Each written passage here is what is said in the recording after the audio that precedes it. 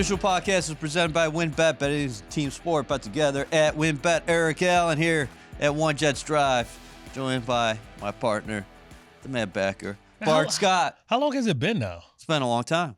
14 years, I would say. Wow. We've been working there. I've been doing this for 14 years? Yes. Wow. You signed with the Jets in 2009, correct? I know, yeah. And then I retired. And so every year after I retired, I've been doing this? I guess we had a break in there. Did we? Okay. I don't even know what happened after you retired. Because I remember you kind of disappeared. I went to CBS. Right. And then I remember us being, how long ago had we, when we was at the hotel with Robbie Anderson, we had to apologize to America. I bring that up all the time. It's Chosen Anderson now. I know, Chosen. Yeah. They brought Chosen back last week. I was like, oh, he's still around?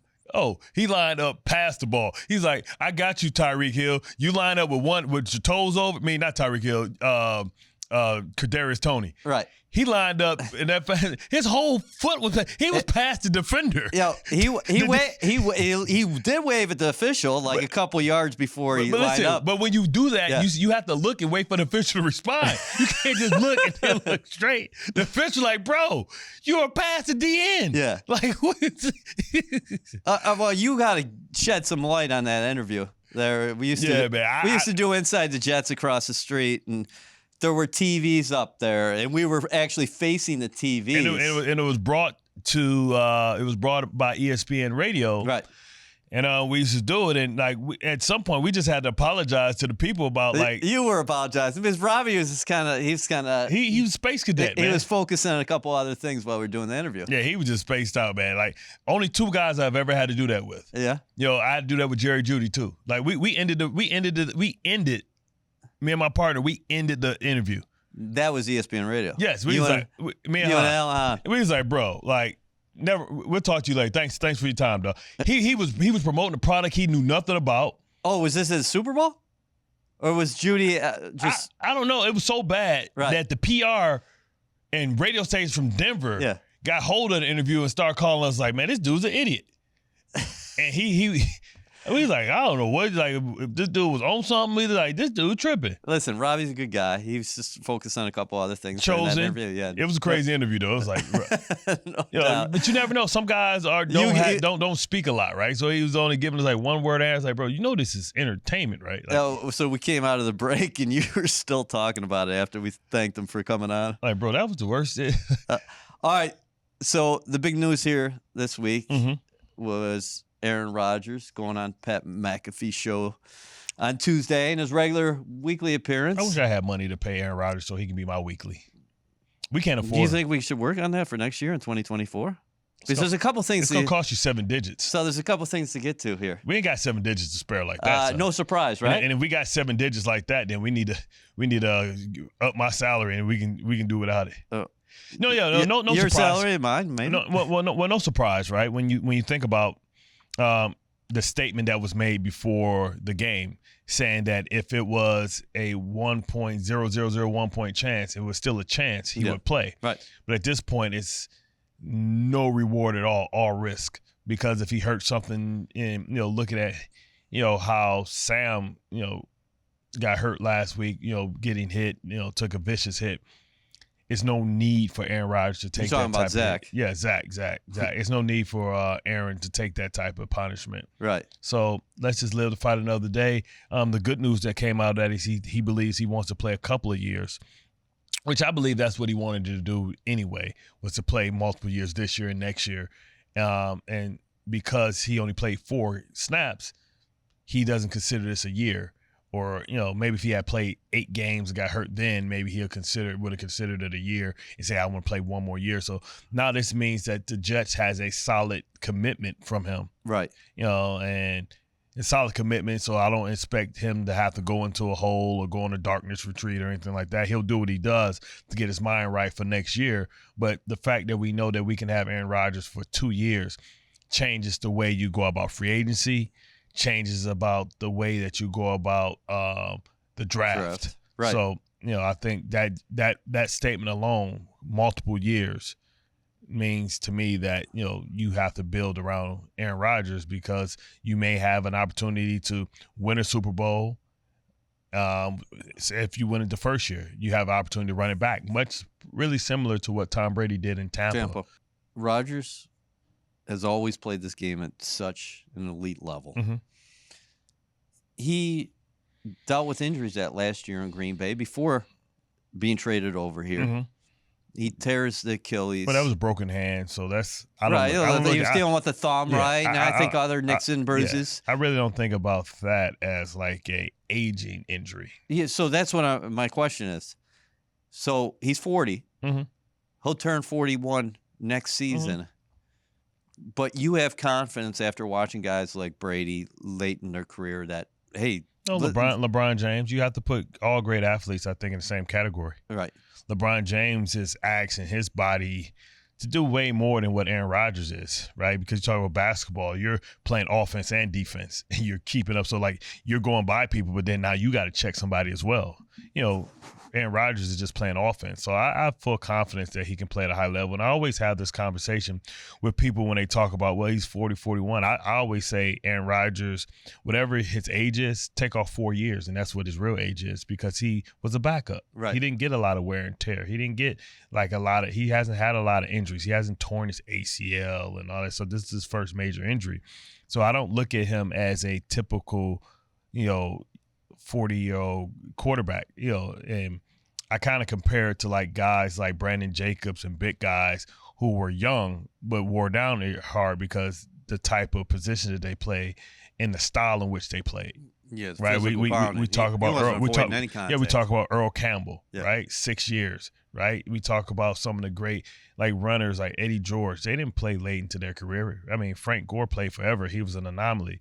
I mean, the fact that he was able to play at a high level and still absorb that type of position. But quarterbacks, especially now where the game is so less physical and the quarterback has so much protection, and probably that tackle that he got, not saying that it was illegal, but they're going to take that weight drop tackle down away as well. So you don't worry about those type of tackles going forward. So here we are, 3 games remaining. The Mm-hmm. Jets eliminated from postseason contention. It was a huge improbability to begin with as far as entering last weekend, but they lose to the Dolphins. What I think people at home struggle with is how would all this look different with Rodgers? Because we know that he is an unbelievable player at the most important position in all of sports. So it's hard, I think, when people are taking it in and they see the Jets' offensive struggles for such a long time and say, well, how different does this look if Rodgers is there? Well, when you talk about war in baseball, that's what I'm talking about. Yep. Wins over replacement or whatever, and not the traditional word war. Of course. You're going all analytics on me now. You would like to think that Aaron Rodgers is a +2, +3. Well, if the Jets were +2 or +3, where would they be? They would be in the thick of it. You're right in the thick of it. There'll be eight wins, maybe the 7th seed. Well, 4-9, you're 7-6, right? If you flip it, three wins. Yeah, 3 wins. That's what I'm saying. So, like, you would think that they would be right in the thick of it. Yeah.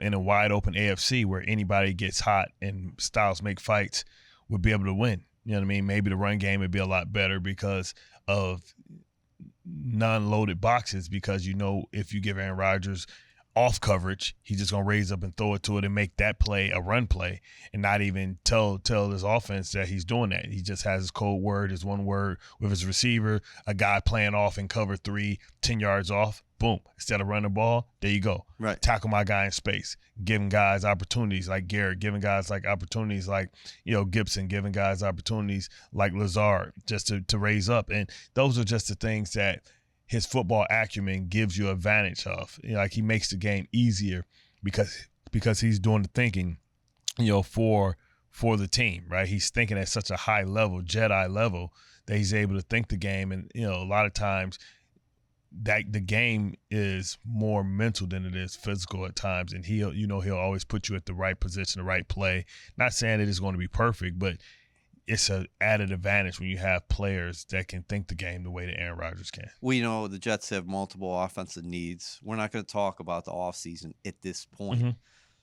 But just with the Rodgers conversation, you talk about the defense, does your mind go back as somebody who played the game and also who's commenting about the game every day and say, you know, I wonder how this would have played out in 2023 if Rodgers was healthy, because it sure feels like the AFC has a open feeling that we haven't had in quite some time. Yeah. I mean, I know Kansas City's defending champions and Baltimore is very good, but everybody's beatable, right, on any given Sunday. And if you got a great game plan and you have, you know, efficient productivity and everybody plays well, any team can beat any team in the AFC. And you imagine like what that would have looked like with a healthy Rodgers and a healthy ABT. Yeah, you know, because ABT, I believe, is probably the most valuable player on the offensive line because his ability to get on the edges and be able to do things. And you look at how Tippmann has got better. You know, just imagine pulling the center and the backside tackle, what that would look like. You know what I mean? Being able to get, you know, extra bodies to the open side. You like ABT more long-term tackle, even though he can do both? No. I think, listen, it depends on what you're able to fill the team with. I think at some point we're going to have to decide what he is and what he's going to stay at, and that's something he has to decide. But I'm sure right tackles get paid more than guards. I mean, Quentin Nelson did a great job in raising the price for guys like that, and Zach Martin this offseason. Mm-hmm. So I think maybe that closed the gap. But I just need AVT to be healthy. I mean, that was a draft pick that you hit on. The talent isn't an issue. The versatility is an issue, but now the durability is an issue. And you don't know how many – I don't worry about the first injury, the tricep or the bicep, whatever it was. I don't worry about those because those don't affect you as a player as far as how moving forward. But now you talk about the Achilles? Yes. You talk about Achilles, that's a different thing. Okay. Right? And we have to figure out, you know, as the Jets, it's 3 Achilles this year? Al Woods. Yes. AVT, Aaron. Yes. I think you really have to figure out how to feels like injuries are up across the National Football League. No? But then particular injuries. Okay. Achilles has been, you know, J.K. Dobbins, a lot of guys, you know, Phillips, right? Right. It's a lot of guys with that. So a lot of times you have to start looking at, okay, what kind of shoes are these guys wearing? What kind of prehab can we do to strengthen and elongate the tendon so it's not so tight so it doesn't pop, right? Most of these guys have tight calves, which means tight hamstrings. How do we loosen that up? How do we, you know, make sure that we stretch those and we warm them up properly before activity every day instead of just, you know, doing it when you feel like it? You know what I mean? I used to, you know, it was a fear that because I had flat feet, that later in my career, they talk about how African Americans over 30, how they have a higher tendency because we have high calves, and there's a little bit in, you know, other stuff, high calves, which means that we flat feet, high calves, you know, a lot of tension on Achilles. They were concerned. So I made sure every day before I did anything, I did extensive warm up on the slant board to warm and stretch my calves and my Achilles. Yes. Because I already had plantar fasciitis. Do you ever? Yeah, I know, and that's an awful injury, isn't it? Yeah. Let's go back to Rodgers real quick. How much you like his mindset when you just hear the guy talk? Do you hear like other dudes, like the way he phrases things and his approach? I mean, he's a forward thinker, right? And yeah. like he's a guy that's open to everything, and open-minded person is a great person to listen to and be around because he doesn't shun ideas. He listens and internalizes ideas. And, you know, his attack to rehab and stuff like that was another example of his belief system as a person, right? So I think a lot can be learned from a guy like that. Feel like it's a mindset, yeah. Like it's Mamba. a way of living. Like the Black Mamba. Yeah. Like Kobe a little bit. We call him White Mamba. Oh, yeah? I wonder if he'd like that nickname. Yeah, I know. So, it'd be funny. So we got to get him in the studio, though. You're saying 7 digits. Yeah, man. Well, he ain't going to charge you 7 digits. It's family. It's different. He might just do this off the strength, off the love. Well, because he's not going to play, so this is the greatest platform that he can do to speak to his peoples. Not the McAfee show, to speak to your people directly. This is just put out information, you know what I mean? So you talk to your peoples, you do this show. You sit in this seat. Yeah. You talk to EA and B Skeezy. You can follow what you did, your map, back in 2009, joining Yeah, Jets content as a player. And then there was a little break in action when you went to CBS, stuff like that. All right, so 3 games remaining. Yeah. What do you want to see? What do you want to see? Because if you're a fan, you're so upset, disappointed that you're in this situation, but there's that tug, push and pull, right? That, hey, I want a good draft pick, but also you want your team to play well. You want to see individuals succeed. What do you want to see? I want to see all the young players get an opportunity. Okay. I would love to see, like, listen, I know Brees probably has goals that he wants, but I want to see, we know that Dalvin Cook probably won't be here. So I want to see a guy like Izzy Abanikanda get an opportunity to get meaningful reps. Right. I want to put him in tough spots. I want to see him on third down pick up blitzes, because next year you're going to expect him to do that. So I'd rather him get some type of on-the-job training before the season starts. I want to see Rutgers start. I want to see him start and see, okay, who knows what the future of Uzama is. So I want to see that guy, go out and start. And Conklin comes in and maybe, spells him and see if he can handle the load, the game plan, the pressure, the football acumen. I'm trying to develop now, right? I'm looking at Will McDonald. Like, I want to see him start. I want to see him in pressure situations. I want to see him on the strong side, leaning against the run. I want to see him anchor. I want to see him take on double teams. I want to see him, be disciplined, getting up to quarterback depth, spinning underneath. I want to see that. I want to see young guys put in tough situations to see how they respond when the lights turn on. I like that. What do you make of carryover? There's no carryover, right? This is more. Well, it's momentum. You can. Yeah. You gain momentum as an individual. I'm saying, like, team-wise. Like, if you finish strong, can you take that into the offseason? Yeah, a lot of teams, we talk about all the time, teams that finish 7-9 or back in the day 7-9, and then the next year they come back and they win the division. Like, we've always talked about that. Teams go – it's always a team that takes that jump from 6-10, and next year they're the number 1 seed. That's always been the case. Right, because it's not a far distance from 6-10 to, 13-5. You know what I mean? It's like, what it is learning how to finish, right? And you start realizing the differences in the small details that make the difference between winning and losing, and how many of those games, if you would have did things right way, if you would have been disciplined, if you wouldn't have pivotal bad mistakes, where you would have been. Each game is its own season. I know that. But why such a discrepancy when you see the second half against Houston and then you see what happened for 60 minutes against Miami? Well, in my opinion, Robert Saleh going into this game, everything that DeMeco Ryan, or a lot of stuff that DeMeco Ryan knows, he learned from him. Yeah. So you understand and know those principles, so you attack them.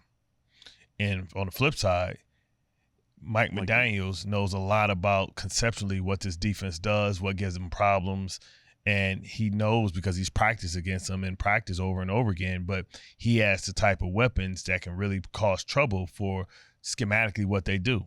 I mean, he knew that Robert Saleh doesn't flip corners, so you gave him an idea of a matchup that he knew he could take advantage of, and going over and saying, hey, I can take the best player that we have, not our best player when Tyreek Hill is here, but our best player, and get him against, not saying DJ Reed isn't a great player, but they like the matchup. Yes. Maybe the length is what gives Waddle issues, not a guy that's short and quick and powerful. Maybe some receivers don't like length and speed, right? Because that length allows guys to recover, and you can't get on top of them because they can keep you at harm's length. So, and he can run too. Right. So understanding that, right? Maybe that knowledge from going against former teams, teammate, which that's what Saleh McDaniels was, it helped him one week and hurt him the following week. What do you think the response is going to be here? Jets are 5-9. We're playing at home. This crowd's going to be like, hey, you guys better do something early. This is a Washington. It's Christmas Eve, bro. This is a Washington team that's 4-10. Bart, they won their first 2 games. So talk about struggles. They're 2-10 in their last 12. Well, they decided clearly to move in a different direction. Right. And they're flipping it. They they traded their two best defensive players. Yep. Like, who trades two great pass rushers? They let Chase Young walk out the door, and they let Montez Sweat, who has 12 and a half sacks. He had 6 for them then, and now he has 6.5 for the Chicago. So it proves that he can take the show on the road and be a multi-scheme type of player. He's going to end up with 15, 16 sacks this year. And you let that walk out the door because you decided you weren't going to pay him, but you paid your D tackles. Who doubles down on paying 2 D tackles? Usually you pay 1 D tackle and 1 outside. Yeah, so you got the compliment there. Not since Minnesota has I ever seen a team invest so heavily in D tackles. Yeah. Like the Williams brothers, Kevin and Pat. Like, I haven't seen it ever again. But to let 2 potentially all-pro pass rushers go that you drafted, that's a fireable offense in itself. Sam Howell. He's the young player back there at the signal caller position. Jacoby Brissett, we saw him last week. Brissett enters the game up and down the field. He's moving that offense. Howell's an interesting guy because he's athletic. He's tough. He's a little bit smaller. They like to throw the ball up top. Mm-hmm. On paper, I think this is a favorable matchup for the Jets. You can say that most weeks as far as their defense are going against an opposing offense. But they like to get the ball down the field, so you got to. All it takes is hit 2 of them. So you got to stay on top of. You said Scary Terry. Yeah. They got Curtis Samuel, Dotson. So what do you think about the Jets' corners against these 3 guys? I mean, they got to be disciplined, right? Because they're going to take shots. So you can in this game you can stop 9 out of 10, but the 10 is the one that people's going to remember, depending on if it's a big play. Or if it's a touchdown, or if it's like a Jalen Waddle, 70-yard or however long that was touchdown, that takes and negates everything that you had done the other 9 times because of that 1/10 time. I think this is the game where Sauce gets his first interception of the year. Yeah, listen. Because he's going to have some opportunities. Yeah, Sam Howell's not going to be afraid to throw the ball at anybody. Right. So, I mean, he's going after big play Slay, right? They've played Philadelphia very well 2 straight times that they played them. So we're taping this Wednesday morning. Robert Saleh hasn't talked yet. I think the starting quarterback decision for this game may go later in the week because he said that there's a possibility. Yeah, clear protocols, right? Yeah, he's in protocol. He said if he was asked directly, if he's cleared later in the week, could he start without practicing? And he said he could, but if it's Trevor Siemian, how do you make this a functional unit that we saw against Houston compared to the breakdowns that we saw against Miami? Different opponent. I mean, you got to run the ball, man. And you still have to. It always stops and starts with running the ball and being effective running the ball. So if they can't run the ball, then that's going to allow extra resources to be applied to stopping the pass. Yeah. And interiorly, defensively, I told you how great they are with. I always say his name wrong. It's Payne and Allen, right? Yes. The 2 different guys, Dwayne Payne or something Allen. They can be game wreckers. And this team still plays hard, man. So this is an evenly matched game, and they got to figure out how to get a win. Last time you're going to be in front of your home crowd. You want to leave them with a positive taste in their mouth. We talked about it before. What do you make of the conference? What do you make of the division? Not just this year, but long term, because the Jets are going to be battling Miami for a while. Mm-hmm. Buffalo seems to have found its footing here a little bit. Maybe a little bit too late. They have I forgot who they have. They have a couple of tough games. I think they got the Chargers, Patriots, and then Miami. That may be to get in the postseason for them. Right, and then New England. This is a crazy setup here. Well, it's the reset for them. They who knows if Bill Belichick's going to still be on the team, if he's going to still be there. What were your thoughts? What were your thoughts, B? Because there's been reports that they could part ways. Yeah, I mean, I think the Jets' final game. I mean, it could be time. Yeah, it could be time, right? You talk about, they're moving on from their quarterback, and they didn't do a great job in developing it. I know that could be said for this organization as well. but they're clearly going to be drafting. They're right now have the number 2 overall pick. So are you going to trust Bill Belichick to develop that quarterback? I'm saying, how crazy would it be if this ends up being Belichick's last game and you're sitting there with the number 2 overall pick heading into that matchup against the Jets? And Caleb Williams is out there. Drake May's out there. Yeah, I mean, they have an opportunity to get a generational, what we feel like is 2 can't-miss quarterbacks. But then, people said that about many drafts, and that hasn't been the case. So be careful what you wish for. So Christmas coming up. You got any plans? Nah, man. What are you getting the kids? Yeah. Well, the kids are already taken care of. You know how is Santa okay with them or what? Yeah, my kids do a good job, man. They don't really ask for stuff, so they're doing a good job, man. So I think they Gucci with Santa. But one thing I like is they don't really ask for stuff or really have desires for stuff. Maybe just because they buy stuff all year round, so maybe it's a difference. But they don't really go too crazy. My daughter always wants candles and. Well, my daughter's, if anybody wants anything, it's my daughter, but it's not really anything crazy. It's usually like bomber jackets, cool jeans. Okay. And like candles. She wanted some type of floby thing or something. You put her hair in it and it makes it curly when you come out.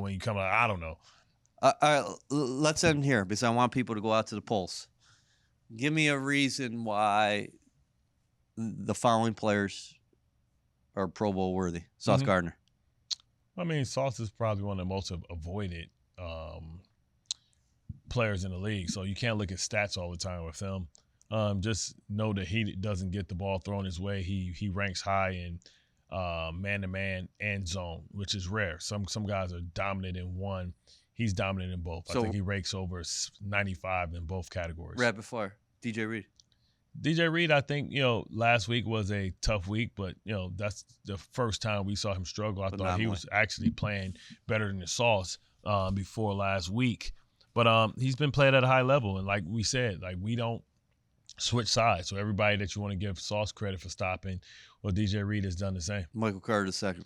Michael Carter II, I think, is one of the best players at his position. I mean, he plays at such a high level. To me, he's the best nickel in all of football. C.J. Mosley. Well, Mosley's just, he gets underrated as far as you take it for granted, right? And that's the definition of greatness, doing the small things routinely. So, I mean, he's already a 4 or 5-time Pro Bowler. So, He'll be 6. Yeah, this is just Quincy Williams.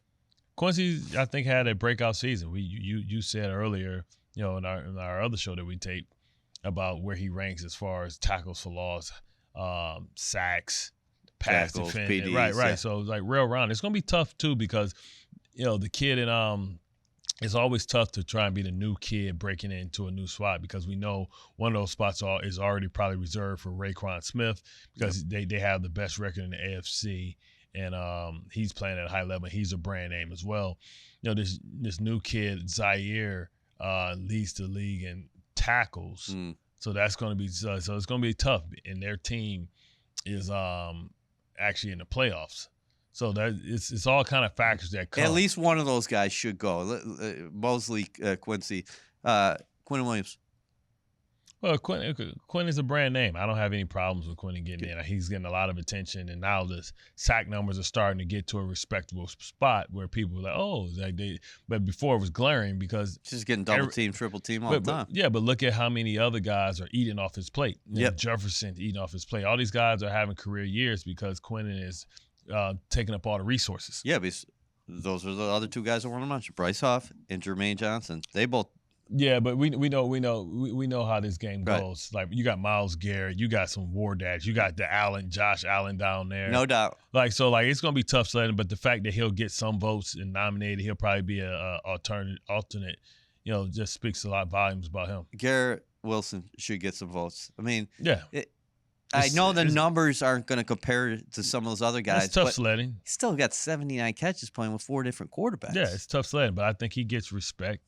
I mean, listen, if he doesn't go, take note because next year hopefully you'll have Aaron Rodgers and then you'll be able to make your case. Breece Hall has quietly become one of the best backs as far as receiving it. Yeah, they just haven't been able to find a way for him to run the ball. Yep. And it's weird because last year he ran the ball at such a crazy clip, and early in the season. But you mentioned it before. It's because AVT out of the lineup. I think there's a correlation here. Yeah, it's always a correlation, right, between those two. The run game goes as those two together, man. They're like the dynamic duo. And Tyler Conklin, I'll tell you what, from a tight end position, I know you want Ruck seeing more reps, and he's definitely going to get some more reps down the stretch, but Conklin quietly has had a nice year as well. Yeah, of course, he's having a career year for himself, right? Yep. And, you know, but I just say record just because, like, next year moving forward, he's going to be there. You know what you're going to get from Conklin, right? You know what he is and what he's capable of. And you want to see, like, some of the young guys, the future, you know, see what they can do and put them in meaningful games. Playing in preseason is not meaningful. You want to see what it's like when they got to make real life decisions when everybody's playing. And this is what the final 3 games are going to be all about. Yeah. Subscribe, rate, and review. Also, bang the like on the YouTube. And do you have a final pitch for Aaron Rodgers? First of all, Abe Ritzel, discount double check, the people's champ. It's only right, you know what I mean? We let you get all the way through the year, then bother you during the preseason, then bother you during OTAs.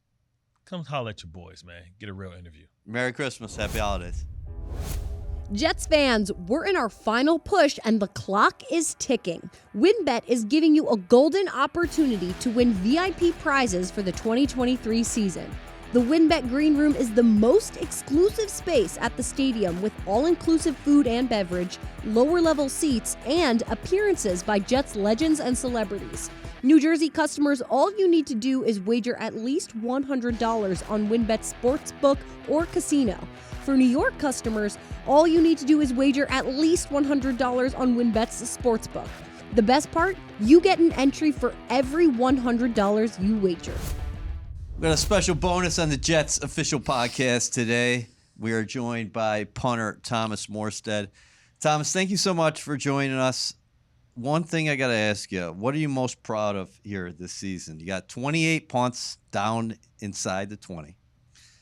You got 15 down inside the 10. And I believe you have 6 down inside the 5-yard line.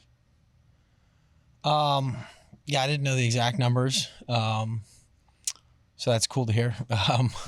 You know, I think I'm just proud of being here. You know, 3 years ago, I got cut from the Saints and had a bad injury, and I just struggled to kind of get past it, and couldn't get a workout with anybody just because of my age. And, you know, I just kind of made a commitment to myself that I was going to just stay ready and get back healthy. And if I didn't get an opportunity, then I could live with it. But if I did get an op and I wasn't ready, I would regret it. And so I just trained, and it was a very frustrating time because I feel like I was the best punter in the league for a decade in the 2010s. And to not even be given a workout or, you know, get an opportunity was difficult. So I just stayed ready. And then when I came here in the week 2 of 2021, you know, I showed everybody that I was still playing at an elite level. And then, and so just kind of I've seen the really good side of this business and the tough side of the business. And to kind of like persevere through that and have to go to a few different teams to kind of get my, you know, get back in, and to have kind of like really just, you know, been, I call it elite consistency. You know, I don't have the highest punt or the farthest punt in the league. And to be statistically competing at the top of the, you know, league in a bunch of areas, and to be doing it as the oldest player at my position and have come through that, and my kids to have seen me persevere, it's like a really unique opportunity. And so I'm just proud to be here. You're not an old guy, but by NFL standards, you are an old guy. Yeah. So 37, you got 4 kids. What are their ages, and what has been it like? Been like for you as far as them being able to watch Dad on the field perform at such an elite level? Yeah, so I've got Maxwell's 9, boy. Beckett is 8, boy. Maggie's 6, girl, and Rosalie is 4, girl. And it's been amazing. I remember about 2 weeks after I got cut 3 years ago, and, you know, it was the first time me and my wife kind of sat down and kind of felt like somebody died, like we were grieving, like our home's in New Orleans and we'd been there my whole career. And she just finally asked, like after 2 weeks, she was like, so what do you think you want to do? And I just remember like telling her, I said, I know it doesn't look great right now, but I just know I'm not done. Right. And I just need to like recalibrate and get back into my training how I've been able to for so long. Like I already know what the script is. You know what I mean? I know how to do it. How to train, what I need to do to get back. And I said, what do you think? Because it's going to not have the stability. It could be us moving around. It could be a lot of change. And she just said, all I know is you've got an opportunity to show your kids, particularly your boys who are the older ones that kind of know what's going on. You've got an opportunity to show them how to get up when you get knocked down. And I just remember being like floored that she just hit me with that. Like it was basically like nothing else matters. People are telling you to retire, don't ruin your legacy. You've done it all with the Saints and all this stuff. Yeah. And she was like, you've got a chance to show your kids how to handle some adversity, and you may never get this opportunity again. And I remember just being floored. And so, yeah, I mean, it's been amazing. They know, it was hard on them, right? Are we allowed to be Saints fans anymore? I said, yeah, we'll always be Saints fans. We still live there, and they love the team, and we still root for that team. But they've kind of learned the business side as well. And well, do you have to keep working because then you're going to be gone? And it's just there's a lot of dynamics, and so they've kind of been through it with us. We've all done it together, and I'm really proud of it. And there's been sacrifices made by everybody. We moved everybody up here this year, and we pulled them out of their school. We're homeschooling this year so that we could all be together. And that's been hard because they're missing all their buddies down south, and they going somewhere where you don't know anybody. So it's been a challenge for them, but it's also been kind of a growing experience for the family. We're all together, and we've made it to where a lot of friends have been able to come up and visit and stay with us and come have a cool experience up in New Jersey, New York. And so it's been good. It's been a good change and a good year of growth for the family. And honestly, I feel like we've kind of, as a family, we've gotten away from the rat race because of that. We've created our own schedule, and we've kind of had a nice... So all four are homeschooled? Yeah. Okay. We found a teacher here in Florham Park who specializes in that. And so she comes to the house a few hours every day, and kind of, mom's helping out, Lauren's helping out, but she's like teacher. And so that mom can still be mom and, not have to be both all the time. So it's been good. It's been a good challenge, and it's allowed the kids to kind of have a little more freedom, and we haven't been rushing around constantly getting the kids out the door to all these different things. They still have a few activities, but it's been a little bit of a recharge for our family this year, and it's been nice. Can you talk about being AFC Special Teams Player of the Week after the Giants game when you had one of the best punting performances I've ever seen? So you're talking about Jets franchise history. I only go back 23 years here, but if you go back to 1960, I don't know if anybody ever punted better than you in that game. And why was it such an emotional moment for you following the win? Just because of what I talked about. What am I most proud about is just being here and having kind of, persevered and to like, it wasn't just that performance, right? I mean, we just had to punt a lot that day. I just got my number called a lot. I felt it from everybody, and I felt it before that game. That just magnified everything. Right. But I felt the love and support from teammates where, like, there's only one of us on every team, right? A kicker and a punter. And so, like, as a general rule, you want your teammates to be, like, glad that you're their punter in every game, right?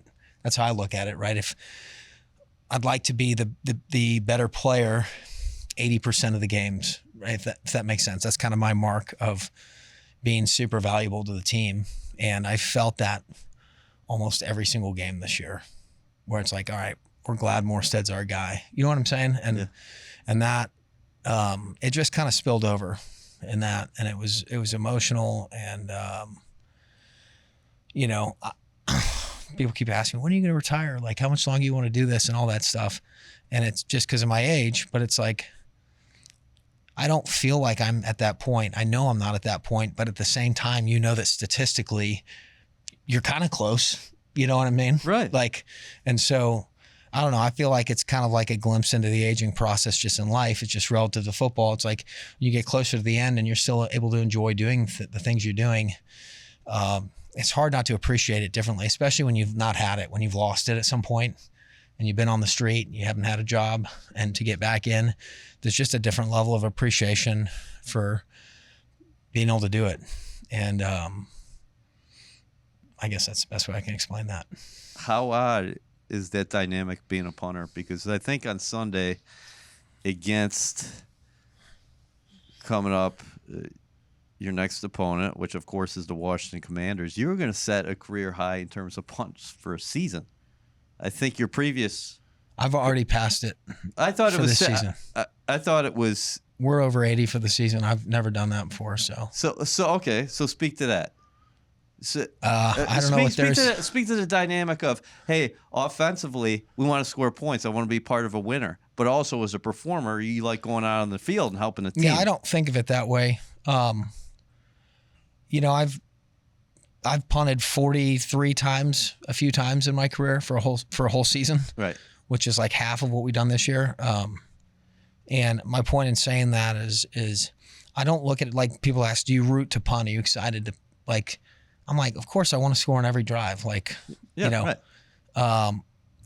I would say that I just stay ready.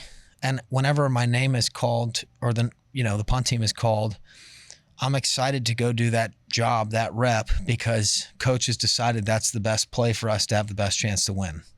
Right. So I'm excited for the op when it comes, but like I'm pumping my fist when we get a big third down conversion and it's first down. Now we're going. So, but I'm not like, you know, okay, I can let my breath out now and breathe. Like I'm not disappointed either way. I'm excited when we keep it moving, but you know, when I get my name called to go do my job, it's like it's the best play we have to win the game, or at least in the eyes of coach. And so I'm excited to go execute whatever they ask me to execute. So why have you excelled as a directional kicker throughout your career? Because you talked before, I'm not the best to hang time. Maybe I'm not the best directional guy. But bottom line is, you are one of the more proficient punters over the course of your career.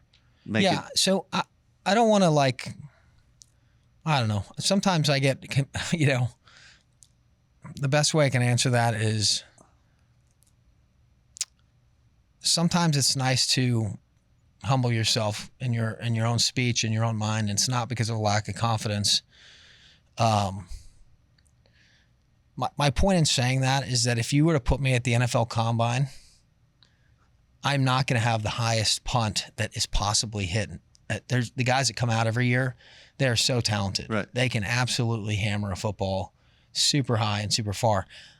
If I kick the ball over 56, 57 yards, I probably outkicked my coverage. Like, I'm not trying to ever do that. Whereas I know some guys, they're trying to hammer it as far as they can every time, and that's what they do, right? So I'm not knocking myself. I do think, in a way, it's a compliment to myself that if I'm up here in averages and I'm never kicking it as far as the best guys, that tells you that my efficiency is elite.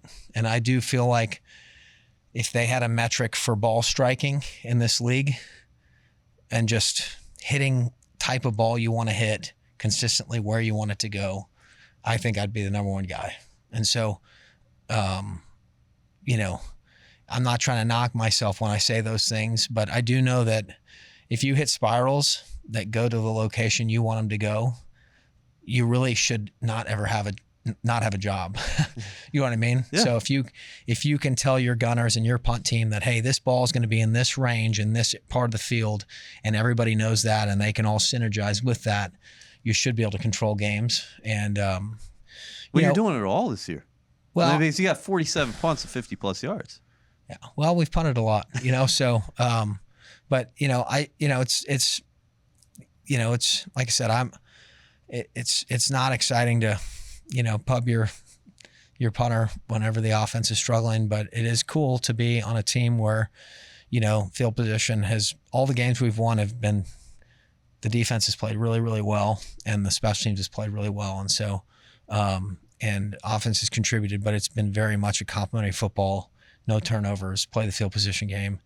And it's been exciting to be a part of those wins, and even some of the losses that we have been really close in.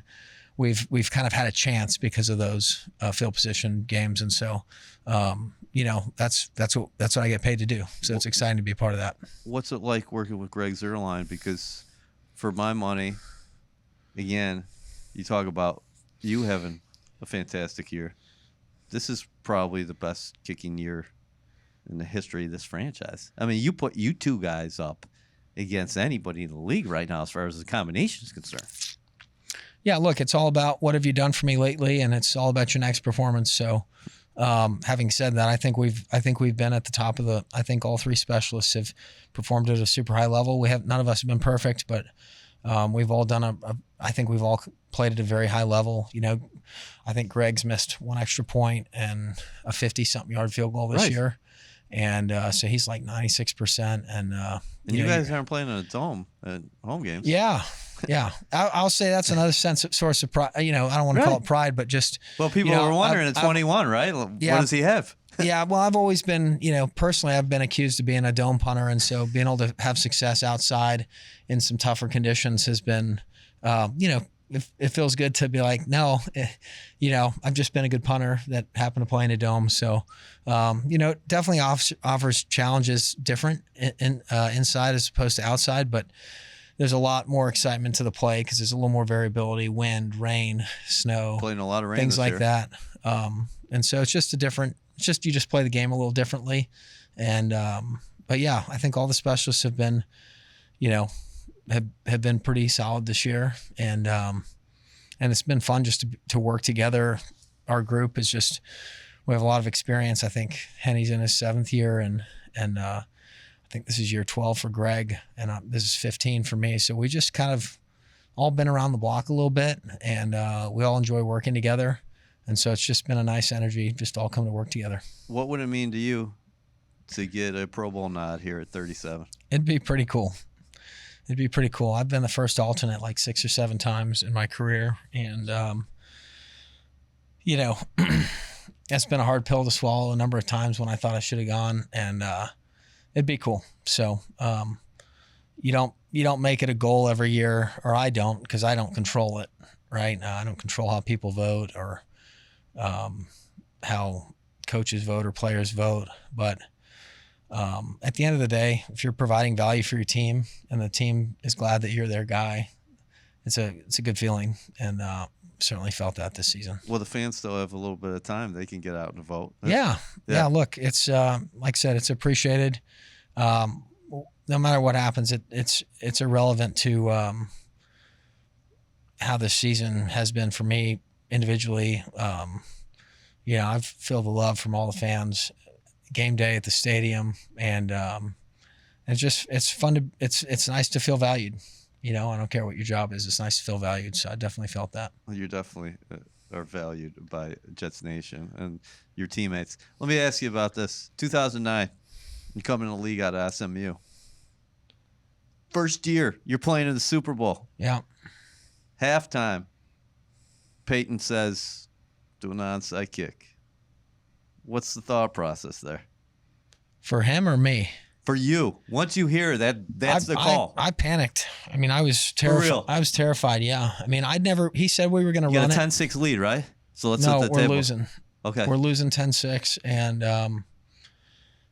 honestly, to be only down 10-6, I mean, we were, I think, feeling pretty good about where we were at halftime to only be down 4. And coach had said we were going to run it, not if, just what, it was just going to be a question of when, but I didn't believe we would actually do it. And Peyton Manning's on the other side, so if you don't get that ball, it's 10-6, they get the lead, and he's got a short field. Yeah. And I think part of it was just possession, right? It was less of, I mean, one of the drives they had in their touchdown drive they had in the first half, I had punted it ball down to the 4-yard line and they went 96 yards and scored a touchdown. So I think coach felt more like, hey, it was worth the risk on the short field to just have a chance to get another possession. That was going to be the difference. And so, still one. And at the time with the rules on, kickoff rules are different now, but at the time you could have guys get a full on running start. And so the odds of recovering a true surprise onside kick were close to 2/3. So people say it was super aggressive and a major gamble, but it was like, if you're at the blackjack table and the dealer flops a 6 over, if you got a chance to double down, you double down. It doesn't matter what you got, right? You do it because deal was going to bust. And it was kind of like that, even though it was super aggressive and felt like a gamble. 2 out of 3 times you do that at the time, the odds were you're going to get it. So it was not, the odds were in our favor to go do it. And so he called it and I was freaked out. Were you really? Yeah. I mean, I just didn't believe we'd do it. I really didn't believe we'd do it. We'd said we'd run different fakes throughout the season. We never did, but it's probably because we were winning all the time. And so, yeah, we just, thank God the halftime's like 30-something minutes long because of the whole halftime show and the glitz and glam of the Super Bowl. So I had time to kind of process it and almost have like a therapy session with myself, in the locker. And I, at the time I used to never take my helmet off. It's a long story, but basically I was unprepared for a play in my last play of my senior year of college. Couldn't find my helmet and I didn't think we'd punt and they sent the punt team out and I was frantic and I shanked the punt. That's when my college career ended. And so I always kept my helmet on and I looked like such a spaz. I was just sitting like this nervous little rookie with his helmet on all halftime, just thinking about what I had to do. And I was pretty negative in my mindset about it. And I was thinking, man, if I screw this up, letting down the team, letting down our whole city of New Orleans, there's 100 million people watching this and blah, blah, blah, blah, blah. And so I was pacing around. And then I kept this picture of my coach in my locker that was from college who passed away the day after I got drafted, named Frank Gans Sr. He's an all-time great special teams coordinator in the NFL. And I just looked up at his picture, and he used to have this acronym ACDC, which was the more aggressive, more confident, more disciplined, and better communicators. Those teams won. Right. And I thought, well, this is pretty effing aggressive. Yeah. And I kind of relaxed. And then I thought, every time coach called us to hit this in practice, I hit it exactly how I needed to. And then I was like, man, if we get this, we're going to win this game. And then by the time I went out for halftime, I was confident. I was still, my nerves were, it's hard to explain. They were still through the roof. And the worst part is you can't go out and practice it. So I'm out here just hitting kickoffs as far as I can out the back. Pat McAfee's their punter. We got drafted as rookies together. And I'm talking to Pat saying, I'm like, hey, tell your returner not to bother even going out there. This is going to be in the stands. I'm trying to sell the Kool-Aid to anybody I can just to talk myself into it. And I went over the sideline, we got in the huddle, and John Carney, an old kicker who had kicked for us that season, was coaching us through the playoffs. And he used to always tell me 10% when I would go out to kick this ball. And he grabbed me, last person that said something to me.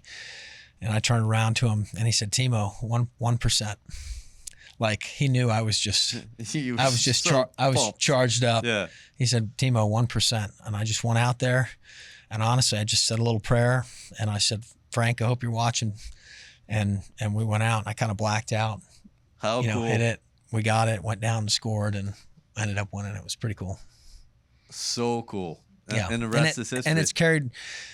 Saints win the Super Bowl. Along with winning the Super Bowl and being part of the history of that. And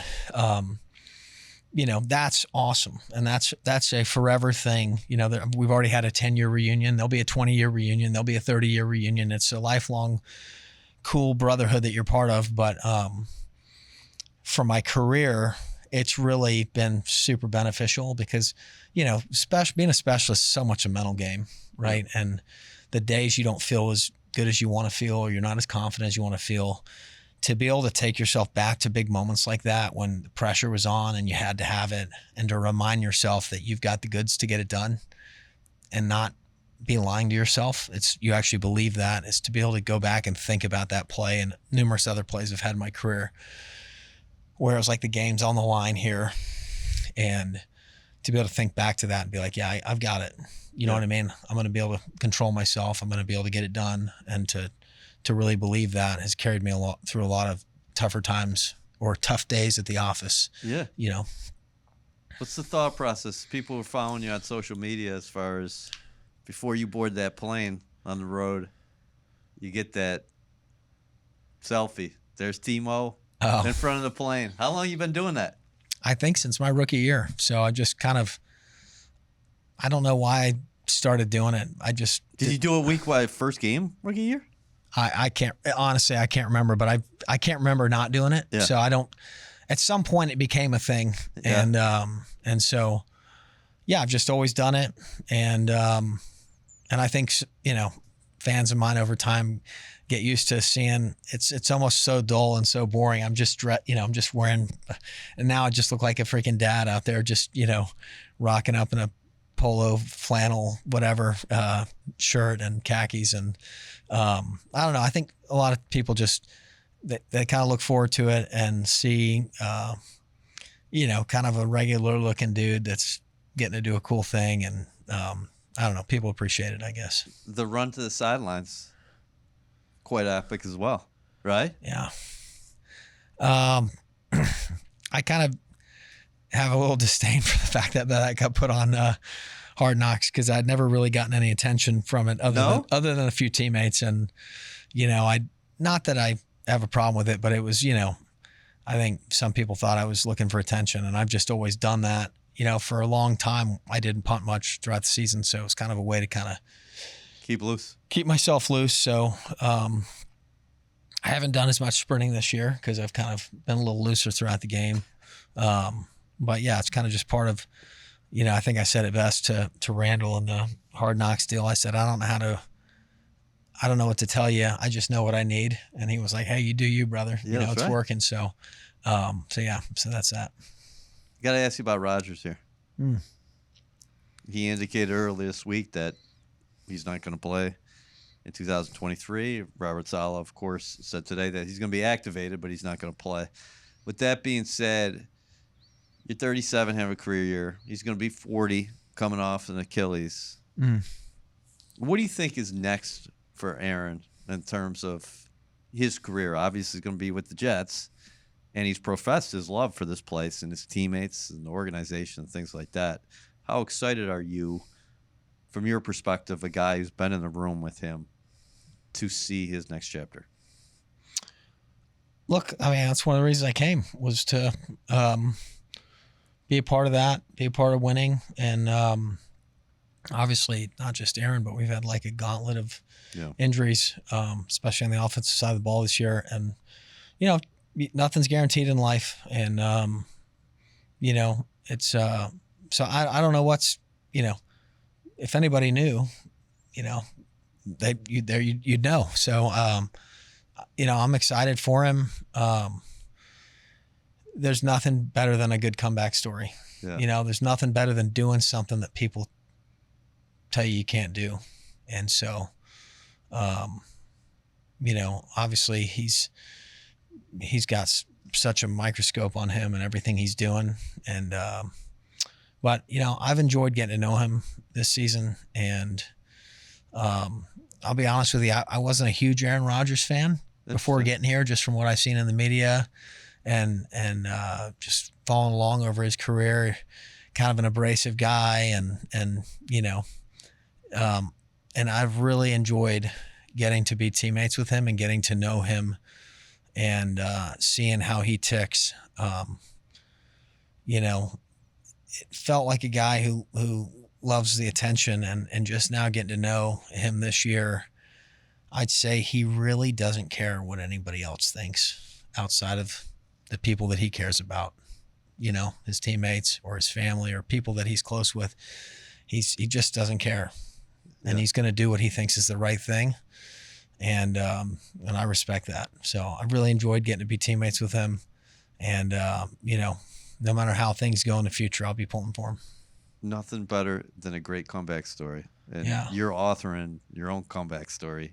We all have our own books to write, and it's cool when you get to cross paths with special people, and it's I'll be pulling for him for sure. But I'm talking about you as far as your comeback story. It's still ongoing. Now, what's Christmas going to be like? The Morstead house. You play Christmas Eve. Yep. So you got to go to the hotel. Yep. You got to line up, suit up, hopefully get a W against the Commanders, and then you're going to go home. And what do we got planned? Well, we're going to try to find a church service Christmas Eve to get to. We're obviously getting out a little bit later than would be ideal for that. Not going to be a 5 o'clock mass, mate. Probably not a 5 o'clock mass, but we'll see. My wife's kind of looking into that right now because the whole family's going to the game. So we may try to find a church like really close to the stadium. Yeah. If we can sneak off to that. And then, I mean, my kids are at the age where, they're all living upstairs in the house, and all the feet pitter-pattering down the stairs for Christmas morning is, all the excitement is like legitimate. And, we're in a really cool place with the kids. They're all young enough, and that they'll be up before any of us. So it's an exciting time, and certainly don't take it for granted. We're looking forward to it. I'm glad we're all together this year. Yeah, very cool. Congratulations on an outstanding season. You got 3 games remaining, and you've enjoyed your experience here. In 2021, and you come back in 23, and obviously the life of the kicker or punter in the National Football League is always a little bit people on the move, right? You had that long stay in New Orleans. Yeah. But would you like to be back? Yeah, sure I would. Yeah. I mean, like I said, we made a commitment to come up here and really see what it was like and do it as a family. And we had a great setup in New Orleans, and we still have our house down there, but we brought everybody up here. And so, we'll see what happens. I mean, it's, I've really, since COVID happened, really, it's been COVID and then getting released and having to jump around a little bit to get back in. We've gotten to a point where, we just enjoyed such stability for so long. Mm-hmm. And we've grown a lot in the last 3 years. Our family has, and me and my wife, and you learn to deal with things as they come, and you stop worrying about or trying to plan too far out, and that's been a big learning for me, or it's been a challenge for me, because I am kind of, I'm a planner. I like to have things laid out, and we've just kind of enjoyed life as it's come, the experiences as they come, and we've been present. And I think that's one of the reasons I'm playing so well. I'm just enjoying it. And, you get the questions about the future, and all I know is I'm enjoying my time right now. And, I'm focused on playing well this week, and that's all I can do. Yeah. And we'll see how things turn out. Yeah, staying in the present. And that's it. The kids are going to have a lot of presents on Christmas Day. They'll have a few, more than they probably should. But. And Thomas Morstead, you've had a hell of a year. Fans, you can get out and vote for the Pro Bowl right now. A number of Jets deserving, including this man. Timo, thanks a lot. Thanks for having me. Appreciate it.